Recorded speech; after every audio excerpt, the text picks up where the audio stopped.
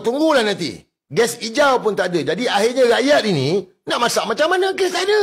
Terpaksalah beli gas purple. Dan perkara ni pula selama ini pun dia dimonopoli oleh kartel-kartel.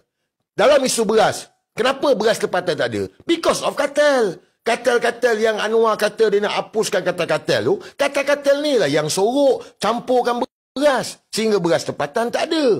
Sekarang ni pun ke depan ini akan berlaku perkara yang sama. Kartel-kartel ini akan ambil gas yang subsidi ni untuk kegunaan mereka. Mereka simpan dan mereka cat dengan colour purple. Inilah yang akan dilambatkan kepada rakyat. Perkara ni akan berlaku.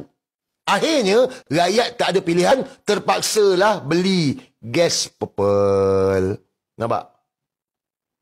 Inilah agenda dia. Ini apa motif dia ni? Inilah dia bumi hangus. Ini adalah bumi hangus. Anwar ni, itulah mungkin kita ni, because of negara kita ni, bila kita tengok orang tu pandai bercakap, ya, macam selah, pada ni pandai bercakap. Ada orang suka, ada orang tak suka. Tapi macam Anwar Ibrahim ni, dia memang ada kelebihan.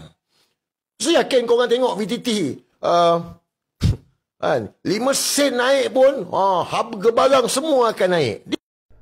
Naik 5 sen pun harga minyak, orang bawah habis pengangkutannya, kosnya semua naik. Kalau dah minyak dengan gula naik, semua naik.